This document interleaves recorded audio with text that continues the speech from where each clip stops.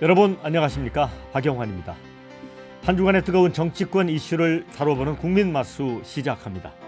자, 여당 복귀로 국회 원구성 마무리되면서 22대 국회가 정상화됐습니다. 그런데 이 가까스로 원구성이 완료가 됐지만 이제 민주당이 최상병 특검법, 또 방송사법, 김홍일 방송통신위원장 탄핵 등을 그 의석의 힘으로 이제 밀어붙이면서 극한 대결 양상으로 치닫고 있습니다. 자, 오늘 마수에서는 이 두 분과 함께 현안을 집중적으로 토론해 보도록 하겠습니다. 국민의힘의 강성민 금천 당협위원장 나오셨습니다. 반갑습니다. 네, 안녕하세요. 네. 자, 그리고 이에 맞서서 민주당의 박성민 전 최고위원입니다. 반갑습니다. 반갑습니다. 네. 자, 그러면은 국민 마수 첫 번째 주제로 바로 가겠습니다.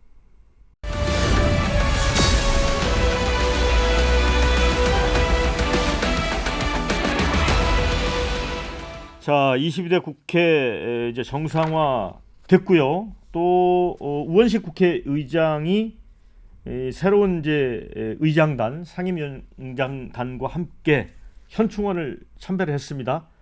국민을 섬기는 22대 국회를 만들겠다. 이렇게 쓰고 이제 다짐을 했는데, 지금 뭐 각 상임위마다 전쟁터입니다. 지금 어떻게 보고 계세요? 뭐 역사상 이런 국회가 있었나 싶을 정도로 아주 출발부터 뭐 막말과 조롱이 난무하고 뭐 국민은 안중에도 없는 그런 국회가 시작된 것 같습니다. 야, 지난번에 그 이제 민주당 주도로 해가지고 이제 법사위에서 최상병 관련 입법 청문회가 있었잖아요. 예. 이제 그걸 놓고 지금 이제 여야가 뭐 법사위원장을 국회 윤리특위에 이제 제소를 하고 또 이 법사위원장은 그에 맞서서 국민의힘 의원 전원을 또 맞제소하겠다고 하면서 지금 굉장히 맞서 있잖아요. 근데 저는 뭐 그 이제 법사위 원장을 뭐 윤리특위에 제소하겠다 이렇게 하는 거는 뭐 국민의힘의 좀 자충수라고 봐요. 결국에는 그러니까 의원들끼리 뭐 감정이 상할 수도 있고 뭐 여러 공방이 있을 수도 있는데 그걸 또 뭐 윤리위 제소까지 가져가고 이런 거는 그 국면을 장기화시키는 거잖아요.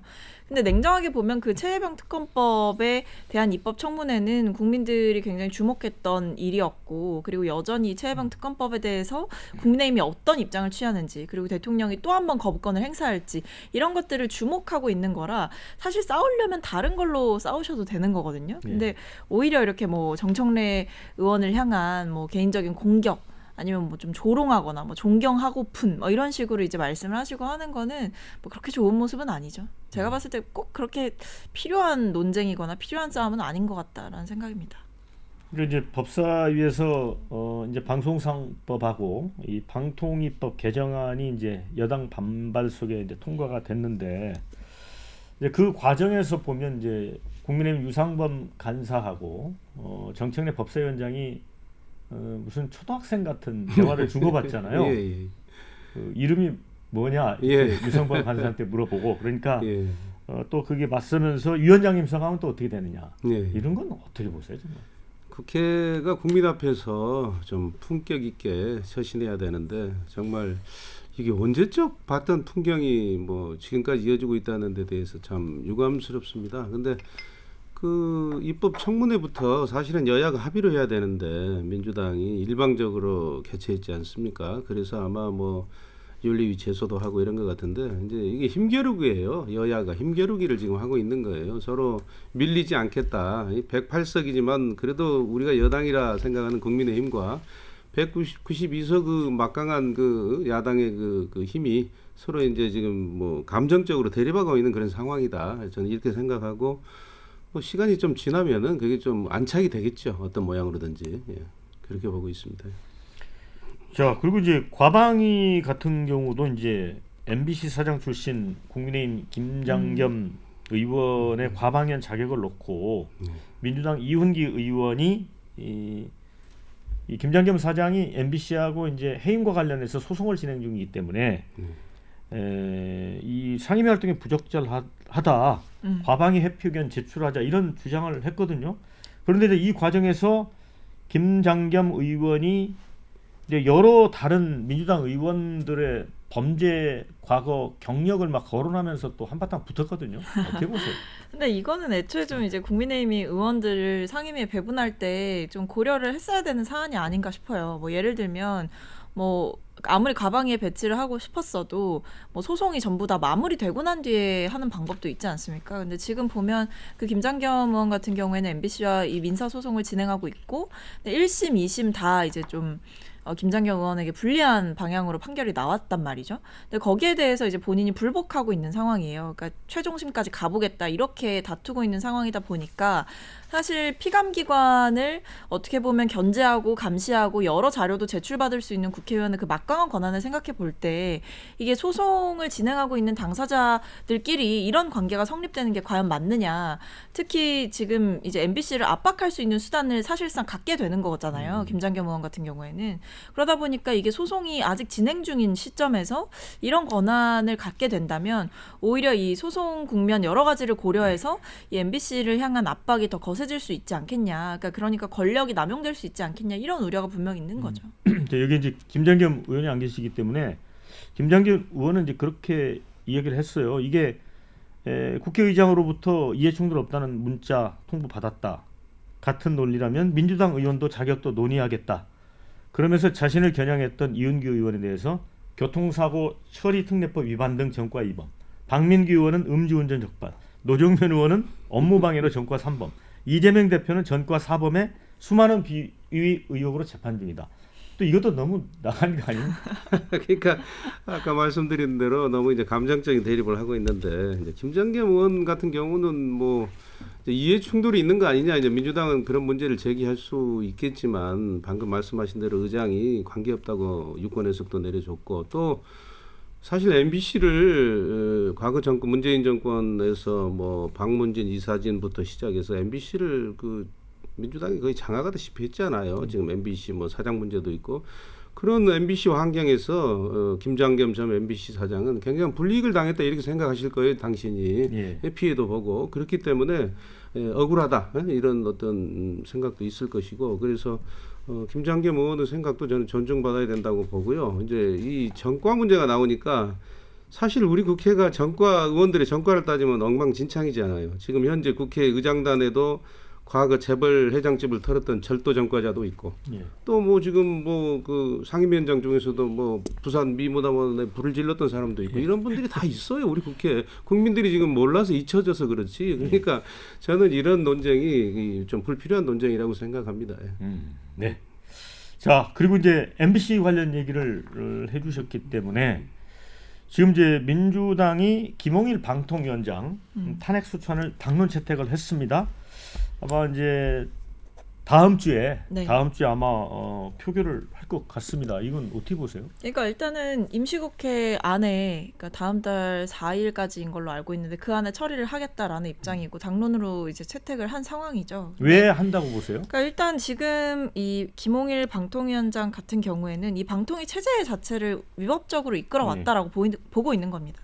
가장 큰 거는 이 방통위가 원래는 5인 합의체 기구잖아요. 근데 지금까지 아주 중요한 회의의 개최 아니면 중요한 사안들을 의결할 때 2인이서 다 의결을 했단 말이죠. 근데 그게 보면 결국엔 대통령이 임명한 사람들인 거예요. 그러니까 친여 성향이라고도 볼 수 있는 그런 사람들이 방통위가 가지고 있는 권한들을 좀 2인이서 결정하고 또는 이제 사용하고 이런 것들이 너무나 지나치다, 위법하다 이런 것이고요. 그 외에도 뭐 YTN 뭐 최대액 출자자 변경 승인이 부당했다 뭐 이런 것도 있었고 그 외에 정부 여당의 좀 비판적인 언론 보도를 했던 그 보도들을 뭐 제재하는 과정에서 방심위를 뭐 방치했다. 그러니까 방심위가 굉장히 과도하게 과잉 제재를 했는데 이런 부분에 대한 관리 감독도 소홀했다. 여러 가지 이제 그동안 방통위가 해왔던 비정상적인 행태에 대해서 한번 브레이크를 거는 거죠. 지금 이 체제를 뭐 사실은 내부적으로 좀 자정하는 방법도 있었지만 대통령께서 야당이 추천했던 방통위원 임명도 미루시거나 아니면 이 5인 합의체 기구의 취지를 살려서 방통위가 좀 원상복귀가 되거나 이런 일들이 없었기 때문에 저희가 좀 위법한 사안이 있다라고 판단을 한 거죠. 자 이제 5인 체제 방통위를 2인 체제로 꾸려와서 위법적 요소가 있다는 게 이제 민주당 측의 탄핵 배경인 것 같습니다. 그런데 하필 왜 시점이 이 시점이냐 또 그런 얘기는 있어요. 핵심은 그거예요. 현 민주당의 우호적인 방송으로 분류되는 MBC 현 사장을 지켜내겠다 하는 것이 핵심이고요. 그것은 MBC 사장의 결정권을 갖고 있는 방송문화진흥회 이사들이 지금 개편이 될 시점이 돼 있단 말입니다. 그 결정권을 이제 방통위가 어느 정도 막강한 권한을 갖고 있기 때문에 그걸 못하게 하겠다 하는 것이 이번 그 탄핵의 핵심이고, 정말 이렇게 탄핵을 밥 먹듯이 하는 야당이 있는가, 정말 저 지구상에 이런 정당이 있는가 참 궁금해요. 그리고 아까 뭐 위법이다 했는데 뭐 직권남용이라고도 하고 했는데, 이 방통위법에 무슨 그 5인이 합의해서 해야 된다 이런 규정은 없는 거 아닙니까? 문재인 정권 때도 3인 체제도 있었던 걸로 기억을 하고, 그렇기 때문에 그런 입법이 미비하다면은 법률을 개정해서 이것을 뭐 어떻게 해야지, 무조건 탄핵을 하겠다, 이것은 정말 이 폭거다. 저는 국민에 대한 폭거다 이렇게 생각이 됩니다. 찾아보니까 이제 MBC 대주주인 박문진 이사진 임기가 8월 12일 날 끝납니다. 그래서 우리 이 강성만 위원장님은 약간 그런 MBC 지키기 같은 의도가 있는 거다 이런 얘기거든요. 어떻게 보세요? 일단은 저희가 뭐 법 개정을 하라라고 말씀하셨는데 실제로 그 법을 이제 과방에서 통과를 시켰죠. 방통위법을 이제 저희가 만들었고, 그 방통위법에 보면 이 의결 정족수 자체를 명시하는 방안으로 저희가 하거든요. 그러니까 지금은 이 해석상에 뭐 이견이 있다 이렇게 보여줄 수 있는 부분도 있는 거예요. 법이 좀 구체적이지 않다라는 지적도 있었고, 그래서 이게 단순히 뭐 과반 이상 이렇게 하는 게 아니라 뭐 4인이라든지 이런 식으로 인원수를 명기해서 방통위 내에서 어떤 회의를 열거나 의결을 해야 될 때 구체적인 그 의결 정족수를 채워야만 할 수 있게끔 법을 개정하는 절차도 함께 하고 있는 것이고요. 뭐 MBC에 대해서는 저는 근데 계속해서 뭐 민주당의 우호적인 뭐 언론사다라고 하는데, 오히려 MBC를 향해서 지나치게 적대적인 건 이 정부가 아닌가 싶습니다. 정부 여당인 것 같아요. 그 과거에도 보면 특정 프로그램들을 겨냥해서 여당 의원들이 뭐 누구는 패널로 출연을 시키고 누구는 안 시켰다 이런 것들을 뭐 국회에서 지적도 하고, 심지어는 대통령 전용기에 뭐 특정 그 언론사를 꼭 집어서 태우지 않고, 아니면 도어 스태핑 하다가 감정 상했다고 그거 가지고 도어 스태핑 중단하고, 이 모든 게 결국 MBC에 대한 지나친 적대감 때문에 언론을 굉장히 적대적으로 대했던 그 윤석열 정부부터 먼저 반성해야 되는 게 아닌가 싶습니다. 네, 지금 이제 최상병 특검법도 앞으로 이제 큰 이제 쟁점인데, 지금 당 대표 선거에 나온 한동훈 후보 전 비대위원장이죠. 저희가 당 대표 되면 법을 발의하겠다 이렇게 했어요. 그러니까 특검 추천 그 부분만 좀 변경을 하는 것 같은데 어떻게 보세요? 아주 재밌는 부분이죠. 이 한동훈 후보가 이제 사실상 최상병 특검을 지금 수용한 거 아니겠습니까? 약간 내용은 다르지만, 근데 거기에는 현실적인 저는 고민이 있다고 봅니다. 이 108석의 의석을 갖고는 192석의 야당의 이 특검 밀어붙이기를 사실상 막기가 어려운 거 아니냐 하는 현실적 고민이 있었던 것 같고요. 또 논리적으로나 사법적으로나 상권 분립을 위해서는 공수처의 수사 결과를 지켜보고 판단하는 것이 맞지만은, 공수처가 아무리 잘 수사를 해서 발표를 한다 한들 192석의 야권이 그걸 잘했다고 동의해 주겠느냐, 특검 안 해도 되겠다고 해 주겠느냐, 어차피 또 특검을 하자고 할 텐데 과연 그것을 막을 현실적인 힘이 있느냐, 이런 고민에서 한동훈 후보가 특검을 수용했던 것 같고, 다만 지금 현재 민주당의 특검법안은 민주당이 추천한 사람을 특검으로 임명하거나 조국 당이 추천한 사람을 임명해야 되는데 그건 부당하다. 이 대법원장이 임명한 중립적인 사람을 특검으로 임명하자. 저는 뭐 현실적인 이유가 있다고 봅니다. 박성민 최고, 그래서 지금 정성호 이제 이재명 대표하고 친한 분이잖아요. 네네. 정성호 의원은 굉장히 진일보 한 거고 뭐 받을 수도 있는 거 아니냐 이런 입장이거든요. 근데 이제 보통 우리 방송 보시는 분도 그렇지만 지금 민주당 주도의 특검법은 윤 대통령이 거부권 행사하지 않겠어요? 그렇다면 좀 시를 늦추더라도 여야 합의로 한번 해보는 게 어떨까? 이런 거 어떻게 보세요? 근데 뭐 일단은 그 정성호 의원의 발언에 뭐 저도 동의를 하는 부분이 있는데, 일단 민주당에서도 이거를 한동훈 전 비대위원장이 좀 전향적인 입장을 표명한 거는 평가할 만하다라고 보고 있는 거예요. 그러니까 최혜병 특검법에 대해서 그동안 여당은 이제 굉장히 좀 강경하게 방어를 해왔단 말이에요. 아예 뭐 협상의 틈이나 소통의 틈이 없었던 시점이었는데, 여당의 유력한 당권 주자가 최혜병 특검법의 필요성에 대해서 어떻게 보면 인정을 해준 꼴이기 때문에 이거는 굉장히 주목할 만하다라는 것이고, 근데 다만 이런 얘기를 하신 거죠.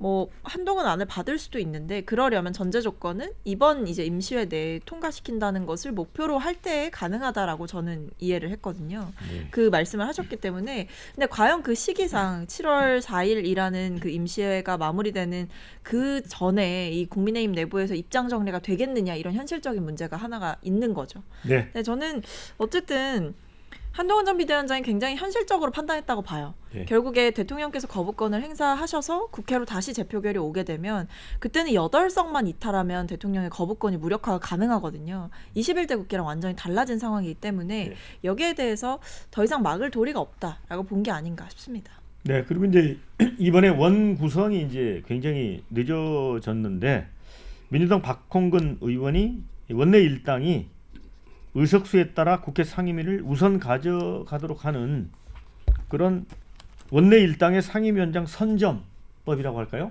이걸 내놨거든요. 짧게 의견 한번 들어보겠습니다.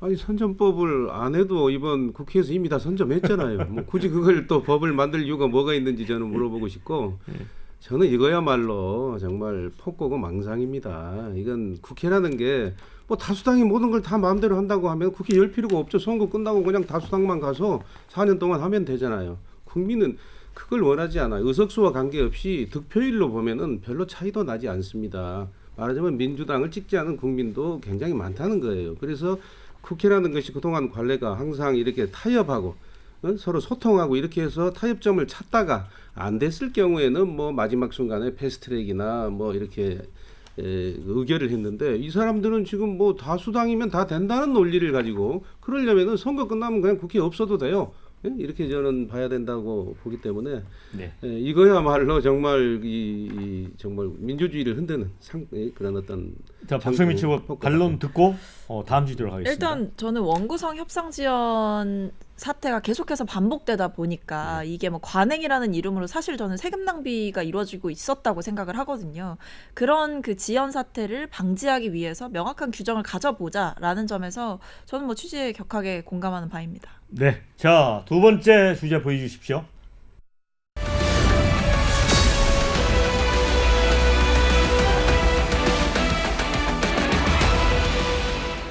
지금 여야가 이제 새로운 당 대표를 뽑기 위해서 이 절차를 밟아 나가고 있습니다. 아시다시피 이재명 대표도 일단 사퇴했어요. 그리고 일단 국민의힘 같은 경우는 4파전으로 굉장히 생각보다 좀 뜨거운 그런 선거전이 벌어지고 있습니다. 지금까지는 어대한 어차피 당 대표는 한동훈 이런 기류가 있었는데 지금 TK 지역에서 심상치 않은 기류가 있다고 합니다. 어떻게 보세요? 예, 듣고 있습니다. 근데 지금 어쨌든 대세는 한동훈 후보가 잡고 가는 것 같습니다. 네. 초반 여론조사도 그렇고요. 그리고 또 약간 뭐 윤석열 대통령의 어떤 방침하고는 차별화된 최병 특검이라든가 이런 부분을 본인이 선명하게 내세움으로 해서 그런 것도 평가를 받고 있는 것 같고 근데 TK는 이제 전통적으로 우리 당의 어떤 코어 조직이라고 할까, 이 전통 보수 지역이기 때문에 자꾸 이제 원희룡 후보나 다른 후보들이 윤과 한과의 그런 어떤 갈등이라든가 이런 관계에 대해서 부각시키고 한동훈 후보가 대표가 되면 윤석열 정부하고 삐걱거리는 거 아니냐, 그렇게 됐을 경우에는 어떻게 될 것이냐 이런 고민을 자꾸 주고 있기 때문에 그래서 이제 TK 지역에서 약간의 동요가 있을 수 있다고 저는 봅니다. 그러나 이제 앞으로 이제 경선 과정에서 이것이 어떻게 자리 잡을지는 좀 지켜봐야 되지 않을까 생각합니다. 근데 재밌는 게 지금 이제 원희룡 후보 같은 경우는 이제 한동훈을 겨냥해서 이런 얘기를 했습니다. 대표되면 모두가 불행해질 것이다. 모두가 불행해진다고 했고 한동훈 후보는 나경원 의원하고 이제 원희룡 후보의 연대 가능성에 우리 모두 불행해질 거다. 박성민 최고 이거 어떻게 되는 겁니까? 아무리 이제 이 네. 선거전이라고 해도 모두가 서로 불행해진다고 하니까. 그럼 이제 누가 돼야 되는 거냐?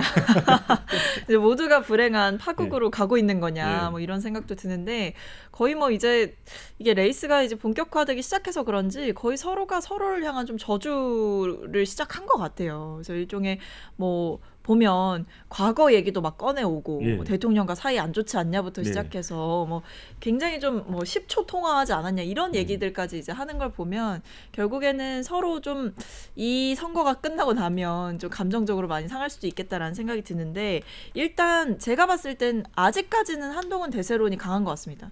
왜냐하면 다른 당권 주자들이 한동훈 전 비대위원장을 향한 공격에 굉장히 집중하고 있잖아요. 그것 자체가 이미 이 사람을 중심으로 뭔가 판이 흘러가고 있다라는 정치적 판단이 섰기 때문에 이 1등 주자를 세게 흔드는 게 나머지 주자들의 이제 숙명 같은 네. 거가 된 거죠. 그런 점에서 좀 지켜봐야 되겠지만 근데 아직 변수는 이게 전당대회 룰 자체가 이 민심 그러니까 일반 국민 여론조사의 비율이 높지가 않다는 그렇죠. 거예요. 20%밖에 안 그렇죠. 그러니까 꽤 크게 작용할 줄 알았는데 사실은 별로 안 바뀌어가지고 8대2 정도라서 이게 여전히 이 TK에 있는 전통적 지지층 그리고 대통령을 여전히 지지하고 있는 그 전통 보수층과 한동훈 전 비대위원장이 과연 화학적으로 결합할 수 있느냐 아니면 그 지지를 이탈하지 않고 한동훈 전 비대위원장이 계속 줄 수 있겠느냐 이 부분이 포인트인 거죠.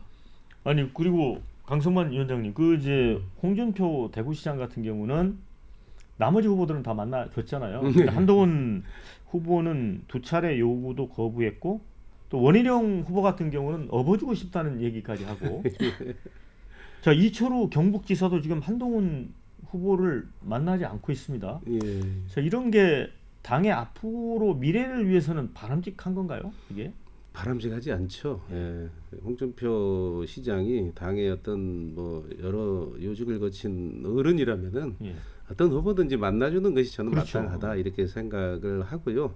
다만 이제 이 홍준표 시장은 뭐 이 본인도 꿈이 있는데 뭐 이렇게 느닷없이 튀어나온 후보들, 뭐 윤석열 후보라든가 이런 분들 때문에 좌절된 경험이 있잖아요. 예? 자기가 민심에서는 앞서고도 결국 당심에서 져가지고 이 그때도 이렇게 좌절한 경험이 윤석열 있기 후보에게 때문에 빼앗겼죠. 후보를. 그랬죠. 예. 그래서 이제 그런 경험 때문에 이제 한동훈 후보를 잠재적인 또 다음 차기 경쟁자로 좀 의식하고 있지 않는가 이런 생각이 듭니다. 그리고 이철우 지사하고는 두 분이 태생적으로 또 가깝고요. 홍준표 시장하고 홍준표 시장 때 이철우 지사가 아마 그 홍준표 대표 때 그 지방선거 도지사 공천을 받았을 겁니다. 예, 그런 관계이기 때문에 함께 가지 않는가 이렇게 싶습니다. 근데 어쨌든 이제 홍준표, 이철우 이 광역 단체장이 한동훈 후보에 대해서 좀 이 찬바람을 보내는 거 보면 대세는 맞는 거 아닙니까? 거의 이제 홍준표 대구시장께서 보면 한동훈 전 비대위원장의 그 선대위원장 역할을 사실상 하고 있다라고 보여져요. 역설적으로. 네, 역설적으로. 왜냐하면 이미 한동훈 전 비대위원장이 등판을 공식화하기 전부터 한동훈 전 비대위원장을 향한 굉장히 원색적인 비난을 쏟아내셨고, 애라고 했죠. 그리고 뭐 여러 가지가 있었죠. 뭐 문재인 정권의 뭐 사냥개부터 예. 시작해서 여러 얘기가 있었는데 사실은 그 강한 표현이 나오면 나올수록 어쨌든 언론에서 많이 소비가 되고 한동훈 전 비대위원장을 더 주목하게 되는 효과가 있었던 것 같습니다. 그래서 지금도 여전히 이게 보면 굉장히 희한한 게 한동훈 전 비대위원장의 그 대세론이 있으면서도 한편으로는 이게 약간의 동정롱도일 수가 있다 이런 상황인 것 같아요. 왜냐하면 계속 문전박대 당하는 상황이잖아요. 뭐 만나러 간다 했는데 네. 안 만나준다 하고 다른 사람들은 다 만나고 이러다 보니까 이게 한동훈 전 비대위원장이 그 터줏대감들의 마음을 얻지 못하고 있다. 그러면서 오히려 약간 일종의 동정론일 수도 있는 거 아니냐 이런 얘기를 한동훈 캠프에서도 하더라고요. 네. 이제 홍준표 시장이 안 만나줬다고 이제 한동훈 후보 측에서 이제 비판을 하는데 또 반대쪽에서는 그렇게 주장하는 사람도 있더라고요. 한동훈 전 비대위원장도 윤석열 대통령의 만나서 밥 먹자는 걸 3번 거절했다. 2번밖에 거절하지 않았지 않느냐. 예. 그렇죠. 뭐 근데 그게 저는 뭐 중요한 문제는 아닌 것 같아요. 뭐 홍준표 시장이나 이철우 지사가 만나주지 않았다고 해서 TK의 우리 전통 보수의 민심이 뭐 한동훈에게 가지 않을 것이다 이런 생각은 뭐 할 수 없는 거고요.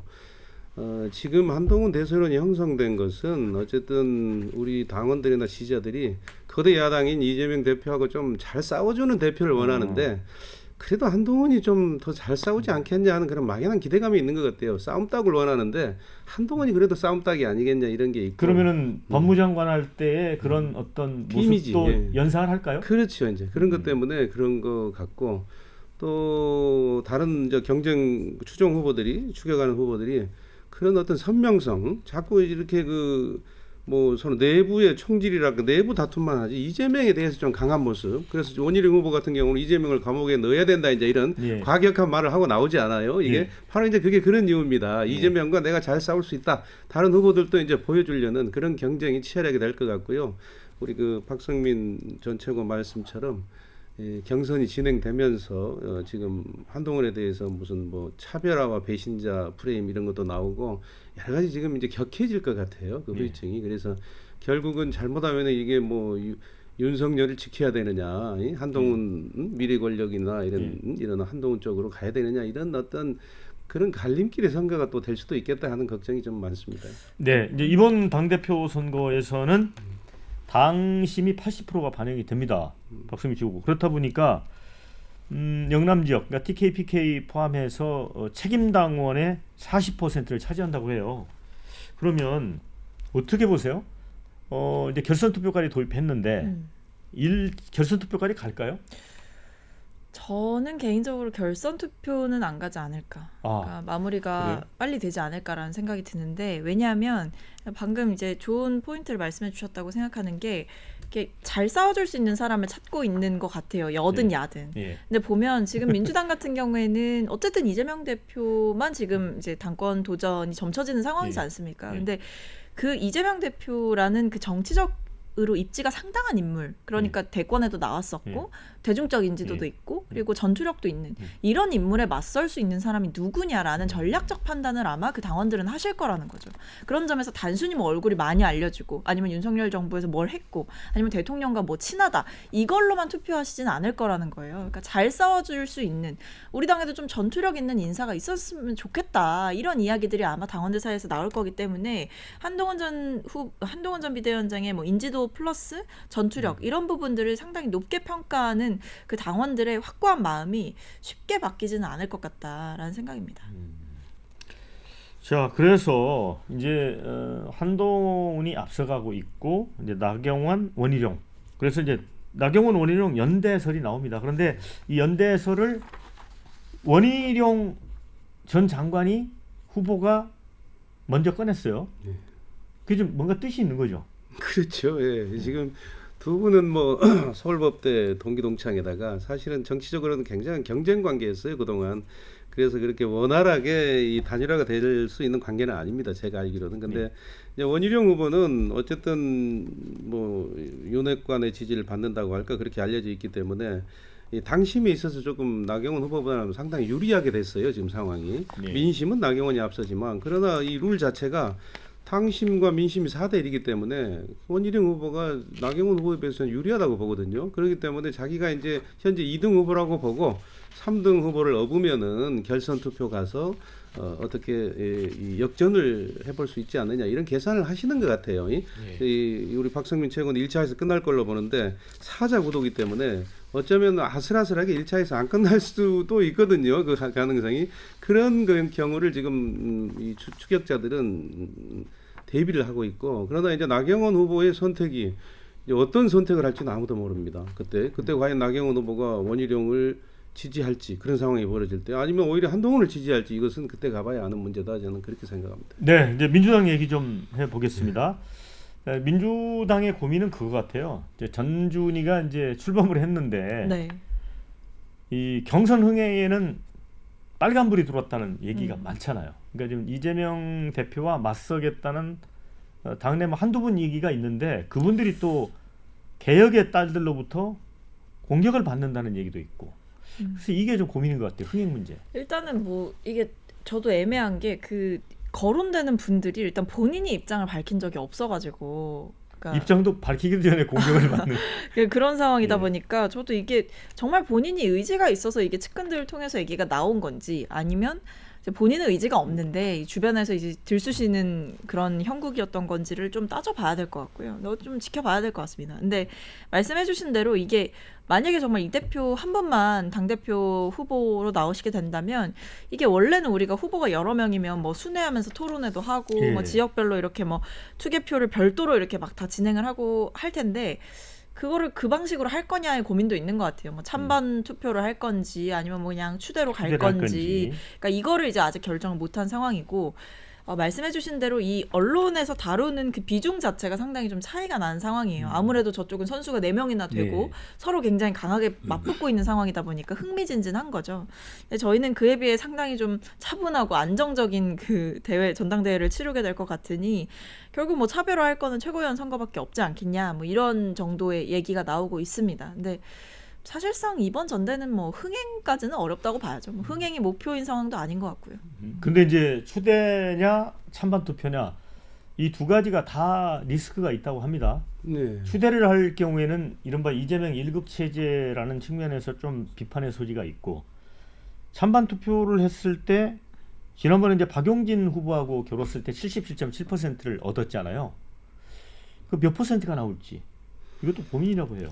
뭐 추대를 하나 찬반 투표를 하나 뭐 도찐 개찐 아니겠어요? 뭐 의미가 있겠습니까? 뭐 어버이 이재명 당이라고 다 알려져 있는데 그리고 지금 뭐 그 경쟁하겠다는 사람이 지금 뚜렷이 없잖아요. 오히려 지금 이재명 쪽에서 페이스메이커를 해줄 후보, 들러리 서줄 후보를 지금 영입하러 다녀야 되는 그런 상황이 아닌가. 그래서 국민 앞에 모양새라도 갖추려고 그런 상황인데 정말 나는 대한민국 민주당이 이런 경우가 있었는가 정말 한번 반문해 보고 싶어요. 이게 과연 국민 앞에서 해야 될 자세인가 정말 안타깝습니다. 이게 정말 어떻게 어버이 이재명 당이 돼가지고 자꾸 북한이 떠올라요. 이렇게 보니까.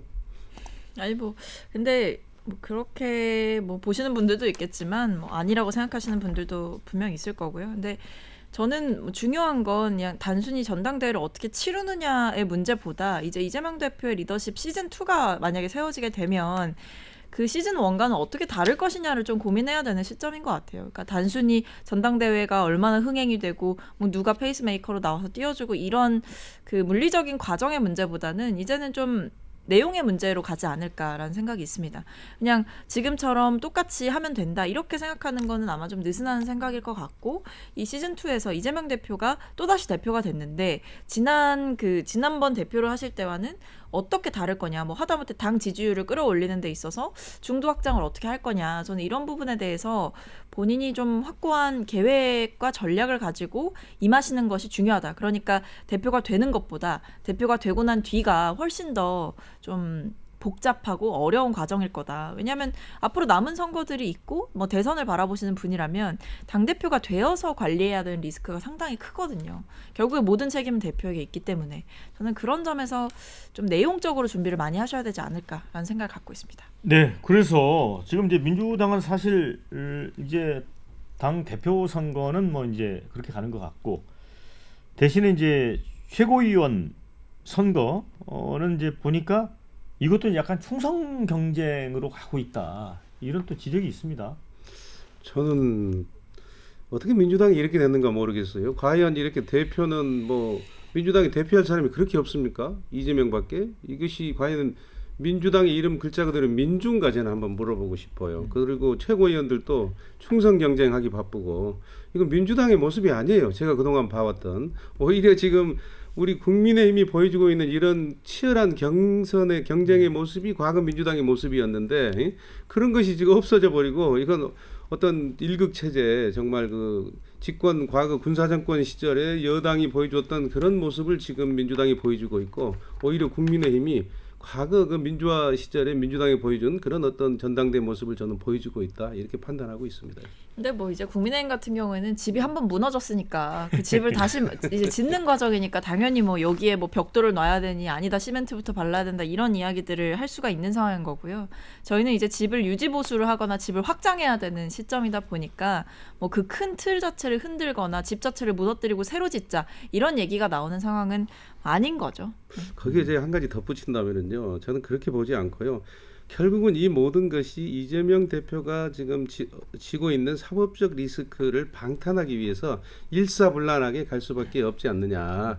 지금 뭐 7개인가 지금 길을 건너야 되는데 빨간 신호등이 7개가 있어요. 1개 정도는 그냥 무단으로 어떻게 넘어갈 수 있겠는데 7개를 넘어갈 수 있겠느냐. 언제 어떤 상황이 올지 모르기 때문에 결국 이렇게 그 이재명 1인 체제를 더욱 번거히 해서 맞서 싸워보자. 그 사법적 리스크에 이런 태도 때문에 전당대회가 이렇게 가고 있다고 봅니다. 근데 뭐 이미 다 기소되고 뭐 수사도 받고 있고 재판도 받고 있는데 뭐 여기서 어떻게 방탄을 하나요? 저는 뭐 그게 어떻게 가능한 건지 제가 좀 의문이긴 합니다. 그런 점에서 뭐 계속해서 뭐만 하면 민주당이 뭐 어떤 법안을 발의하면 그거는 이재명 대표를 지키기 위한 거 아니냐, 뭐 상임위를 빨리 가동하면 그것도 이재명 대표를 지키기 위한 거 아니냐, 무조건 다 이제 이재명 대표 이렇게만 이야기를 하시는데, 이제 국민의힘도 좀 그 2조 심판론이라는 그 낡은 프레임에서 좀 벗어나셔서 집권 여당으로서의 메시지를 좀 내셔야 된다고 생각합니다. 네. 어쨌든 뭐 한동훈 후보가 이제 당 대표로 돌아오고 또 이재명 대표가 연임하고 그러면 정말 강대강 전선이 펼쳐지겠네요. 그렇죠. 거의 뭐 미니 대선이라고 봐야겠죠. 네. 자, 다음 세 번째 주제로 가보도록 하겠습니다.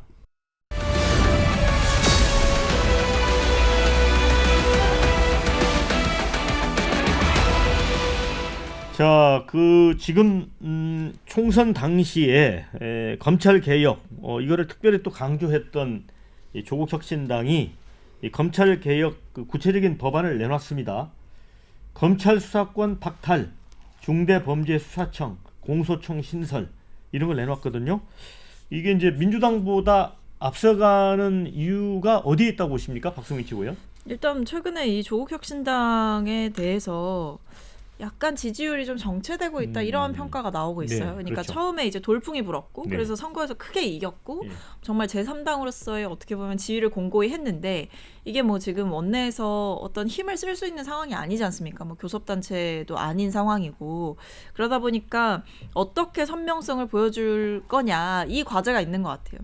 그래서 제가 봤을 때는 이 검찰개혁을 흔들림 없이 추진하겠다라는 그 핵심 지지층들의 니즈를 좀 관통하는 법안을 냈고 굉장히 강경하게 좀 투쟁하는 모습을 보여주겠다로 가닥을 잡은 것 같습니다.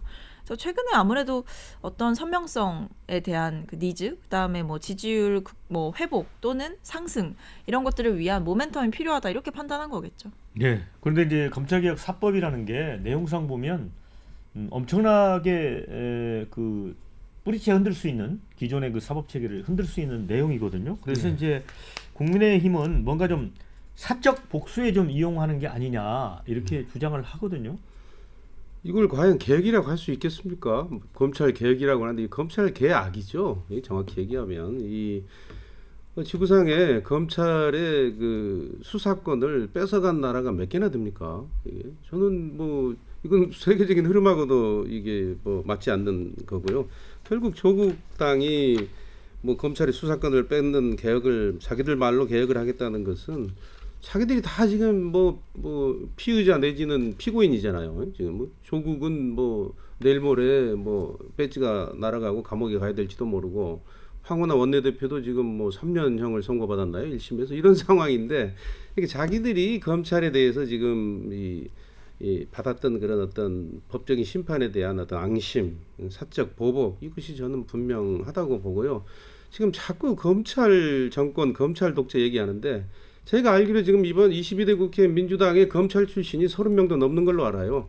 조국 당도 말할 것도 없고, 거기에 뭐 민주당의 검사장급 이상도 6, 7명 되는 것 같고, 민주당이야말로 검찰당입니다. 검찰 출신을, 아니, 율사 출신을 이렇게 많이 영입한. 그래서 저는 윤석열 정부 보고 검찰 독재자 하는 것 자체가 저는 어불성설이고 모양이 맞지 않다. 자기들이 그렇게 검사 출신들을 많이 데려다 국회에 만들어 놓고 지금 포진하고 있으면서 검찰 독재다, 검찰 개혁하겠다, 말이 안 된다고 생각합니다.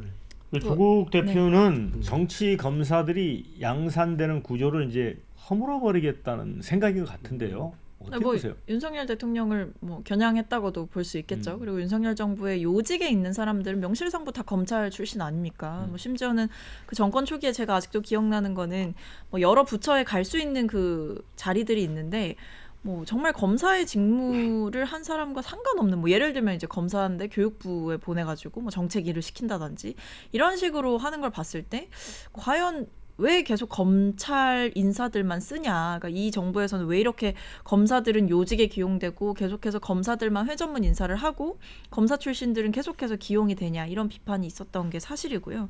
또 한편으로는 지금 검찰의 수사 행태를 보게 되면 뭐 야당을 향해서 수사하는 거 뭐 그렇다고 칩시다. 뭐 그렇게 할 수도 있다라고 생각을 하는데, 문제는 야당을 향해서 그만큼 날카로운 칼의 잣대를 들이대려면 여권을 향해서도 저는 동등한 잣대를 들이대야 된다고 생각을 해요. 근데 여전히 보면 뭐 대표적으로 김건희 여사 관련한 수사 문제를 저는 말씀드리고 싶은데 지금 뭐 소환 조사 한번 받으신 적 있습니까?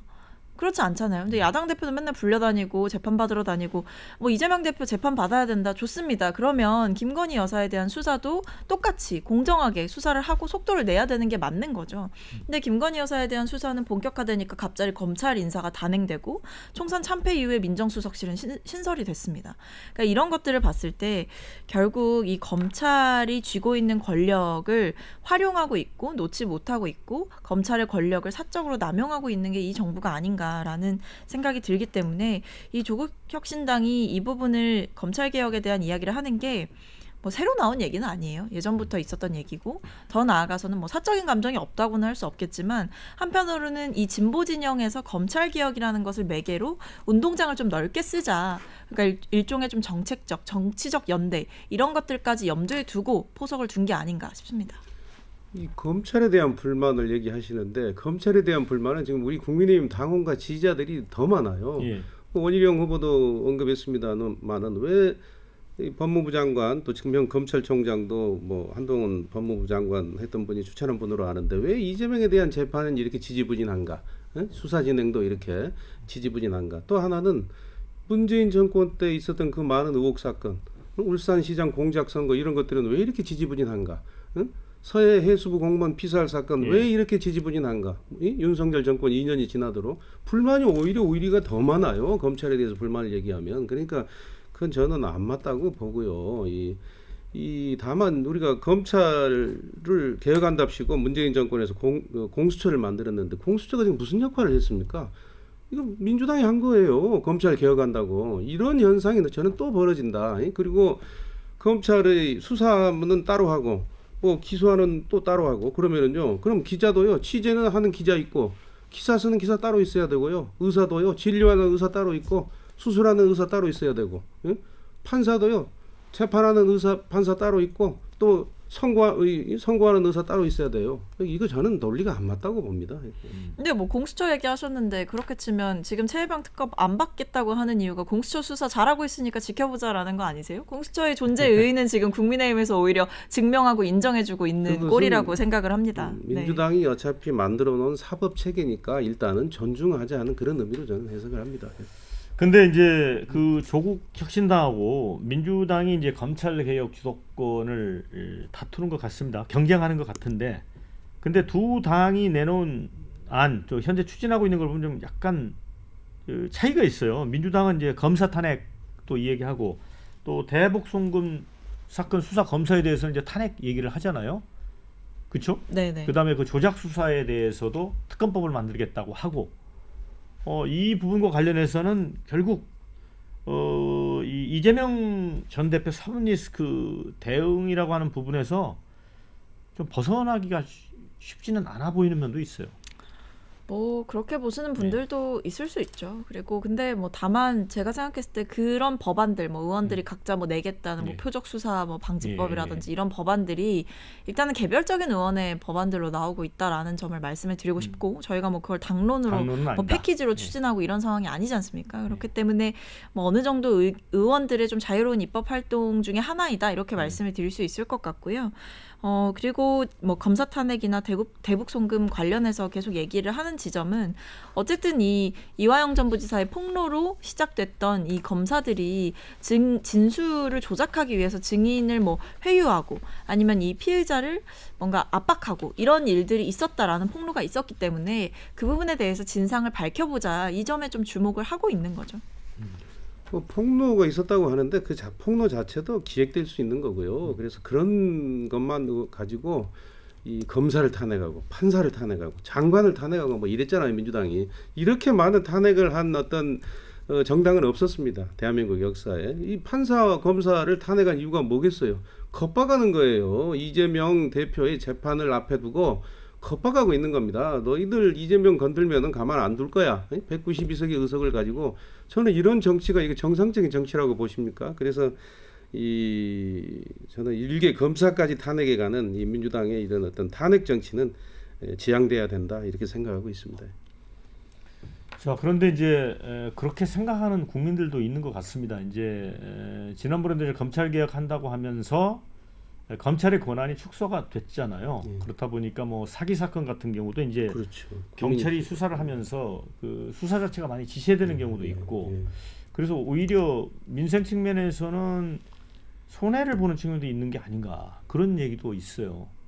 근데 뭐 저는 물론 뭐 여러 의견이 있을 수 있다고 생각하고 존중하지만 검찰 개혁에 대한 시대적인 필요가 결코 낮았다고 생각하지 않습니다. 그동안 뭐 검사들이 가지고 있었던 그 막강한 권한에 대해서 견제받지 않는 권력이다라는 비판은 분명히 있었던 거고, 과거에도 뭐 사건을 조작하고 아니면 뭐 유죄를 받지 않아도 될 사람들이 유죄를 받고 이런 일들이 너무나 많았지 않습니까?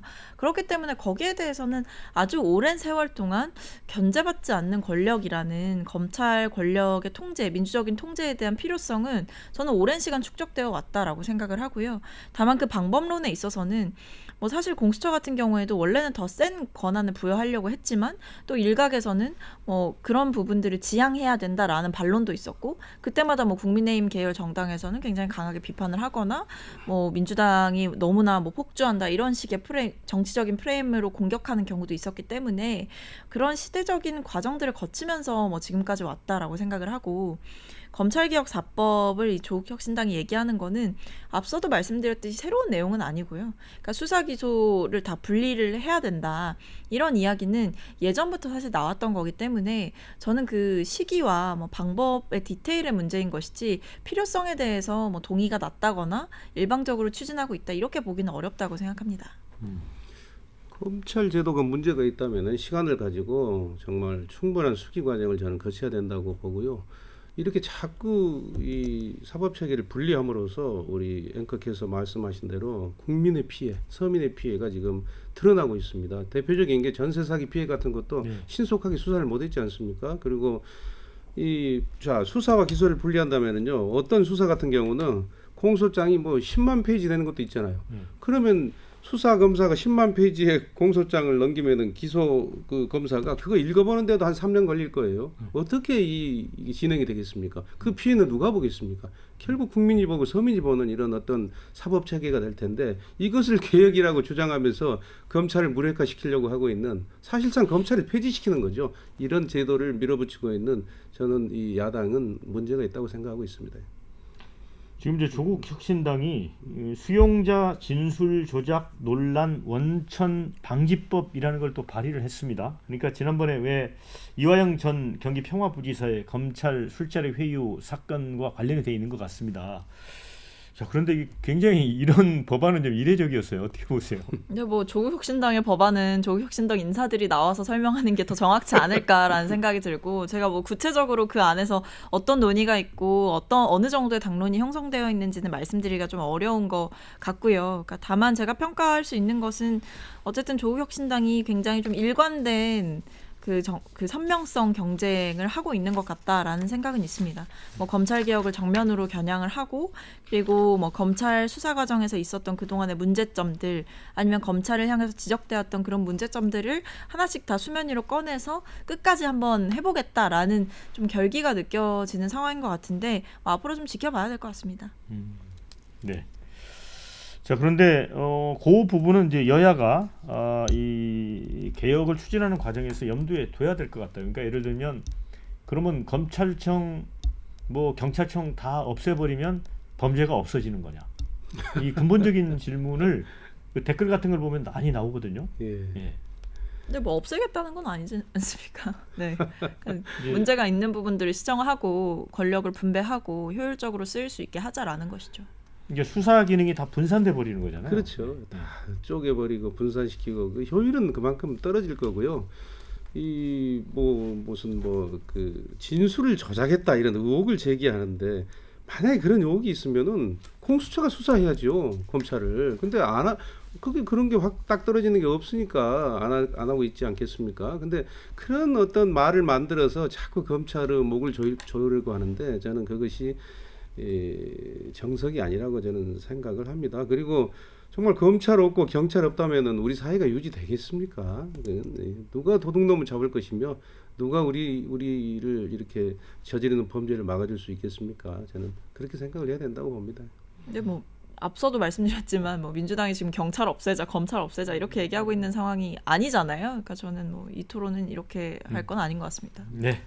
자, 이제 마무리 지어야 될 것 같고요. 마지막으로 이제 강조하고 싶으신 말씀, 못다한 말씀 한 30초씩 부탁을 드립니다. 먼저 강성만 위원장님. 네, 저는 여야가 이렇게 극한 대결로 초반부터 가서는 안 된다고 생각을 합니다. 경쟁은 경쟁대로 하되 협력할 것은 서로 협력하는 그런 국회, 과거와 같은 그런 어떤 모습을 좀 보여주면 좋겠고요. 다수의 힘만 가지고 국회를 밀어붙이고 폭거를 자행하는 일은 국민에게 전혀 도움이 되지 않는다. 그리고 대통령도 방법이 없으니까 거부권밖에 행사할 수 없고 이런 상황이 계속된다면은 정말 우리나라는 그만큼 또 뒤처지게 될 것이다. 이렇게 안타깝게 생각하고 있습니다.